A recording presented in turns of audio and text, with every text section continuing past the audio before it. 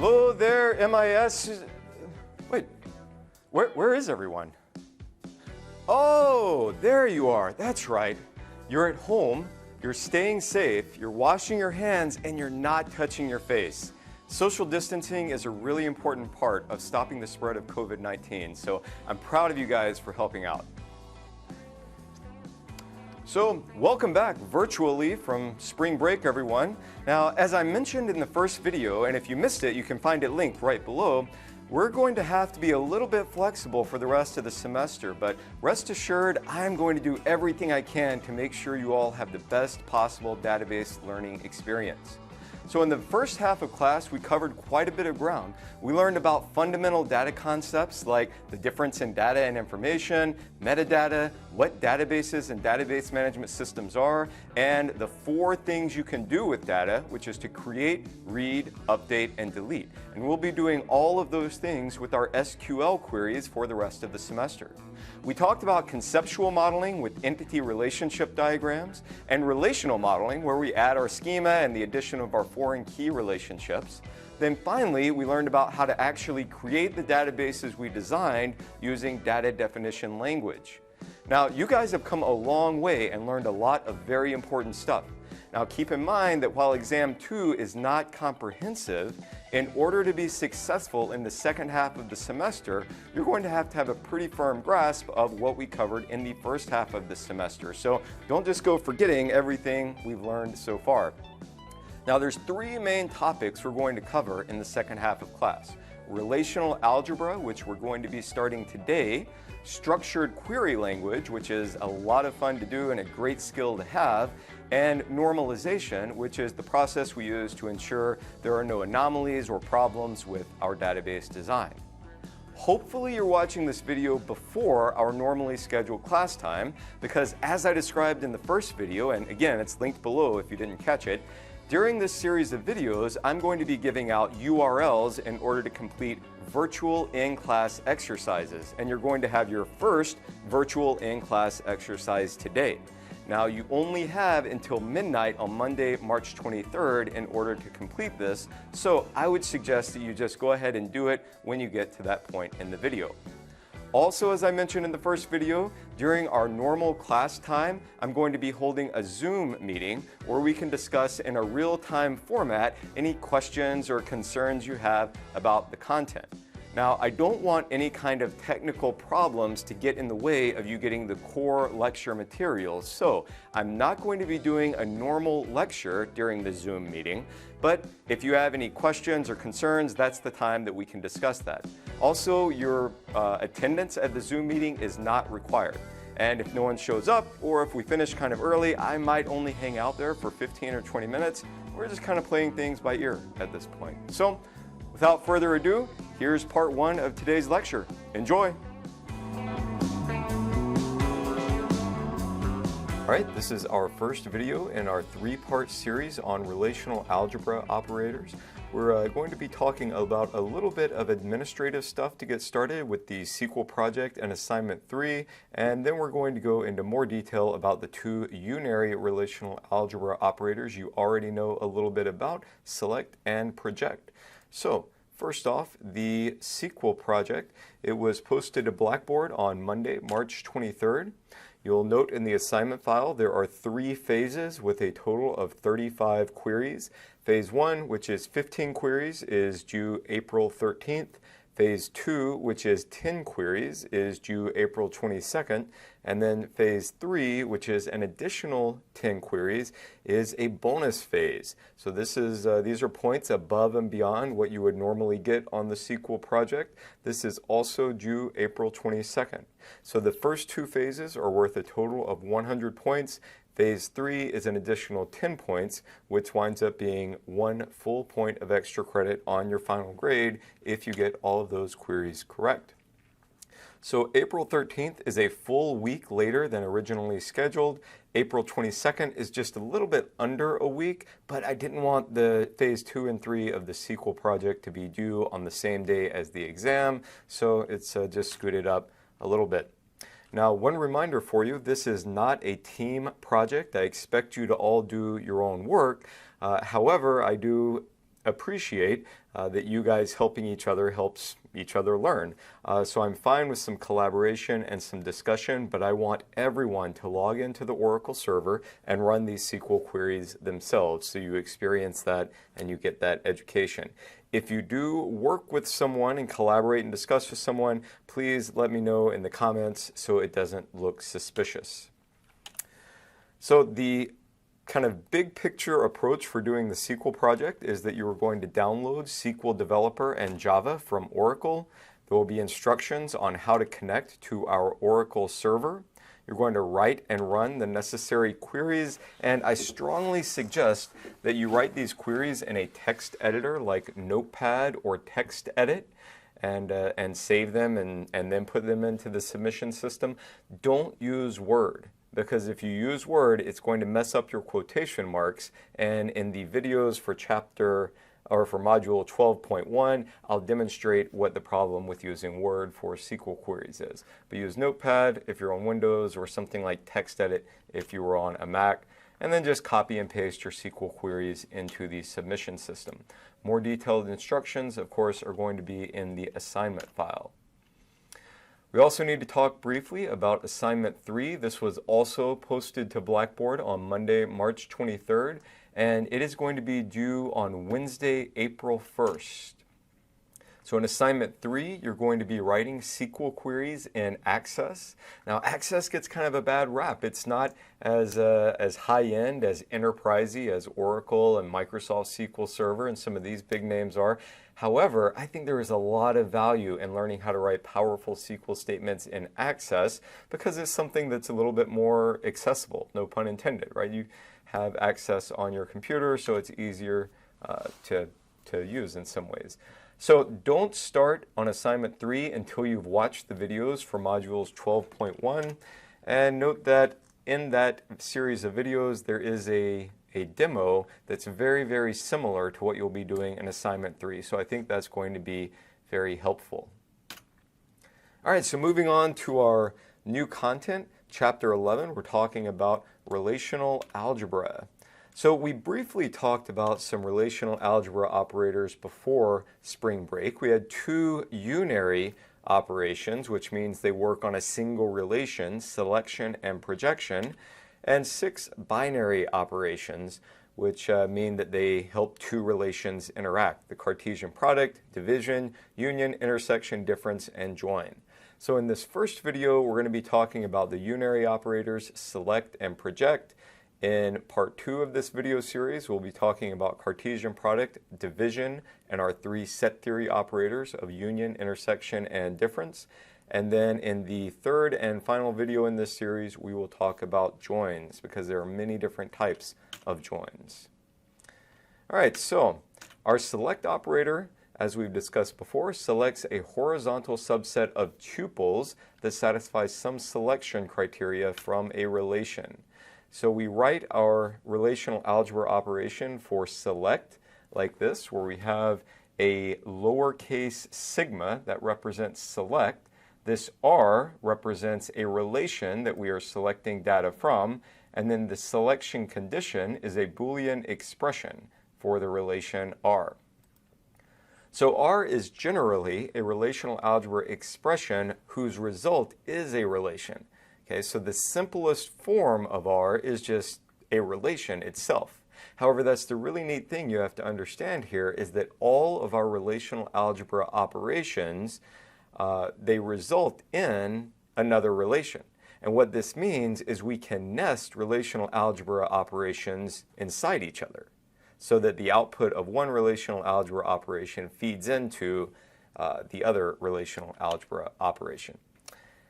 And then our selection condition is this Boolean expression, which is in the form of some attribute, some comparison operator, and then either some value or the value of some other attribute.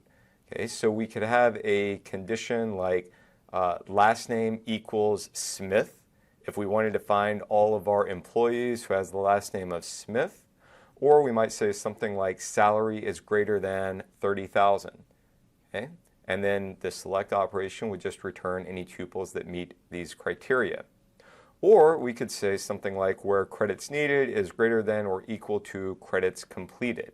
So this would, for every tuple, evaluate the values of these two attributes against one another.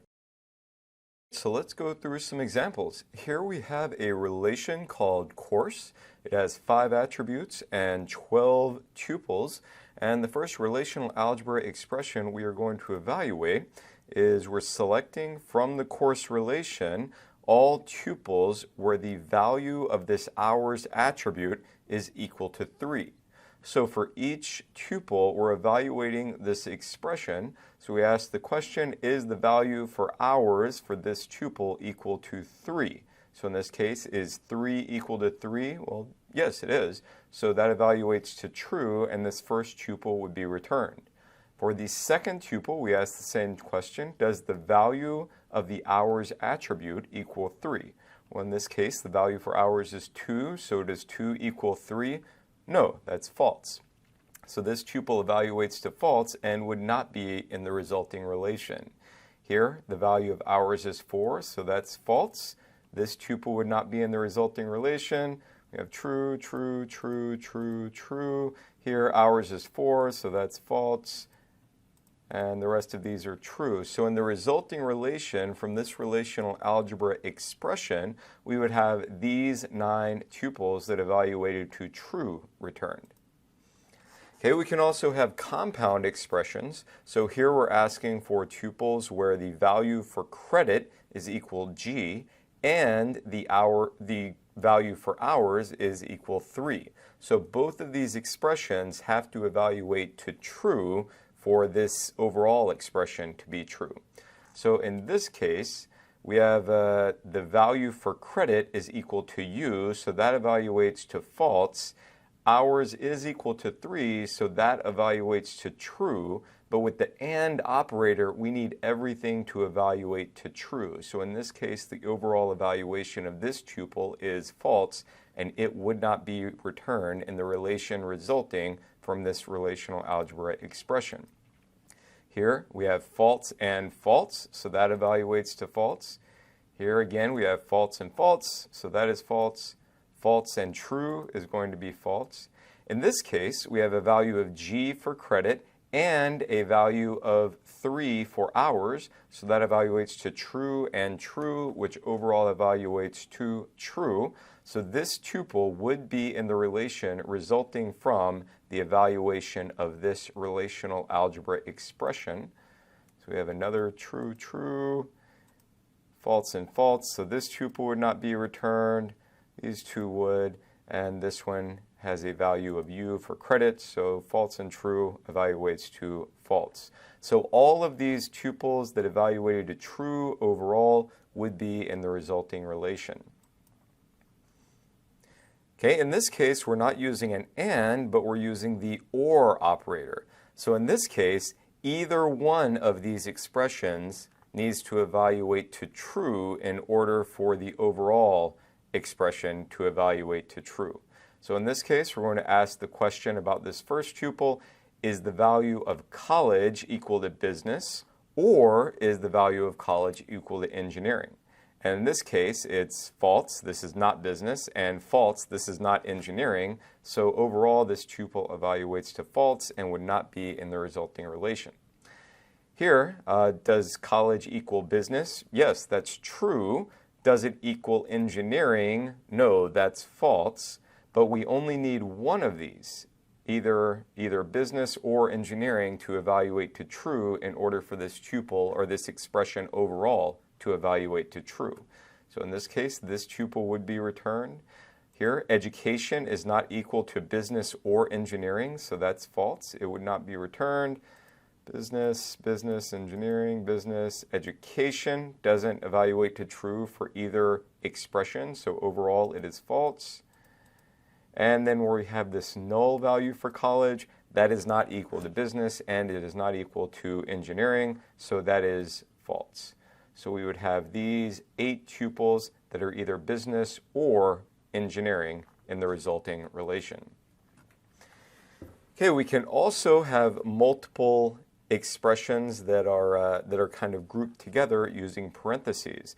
So again, we have this or evaluation here. We're looking for college equals business or college equals engineering. That will be evaluated, and then we evaluate, is anything in this true, and is this expression true? Okay. So in this case, this is not business or engineering. However, ours is greater than 2, so this part of the expression evaluated to true, but we need this to evaluate to true and this to evaluate to true in order for this tuple to be in the resulting relation. So the overall evaluation of this expression is false, and this tuple would not be returned. Here we are either business or engineering. However, we do not have an hour greater than 2. So even though this part of the expression evaluates to true, we have true and false, which evaluates to false overall. So this tuple is not going to be returned. We have false here. And this is very similar to what we saw earlier. And one extra thing that I'm going to caution you about when you have multiple expressions in one evaluation is that your parentheses can change the meaning of the expression quite a bit. So in this first expression, which is what we just looked at, we're looking for any tuples where the value of college is business or engineering, and the hours is greater than 2.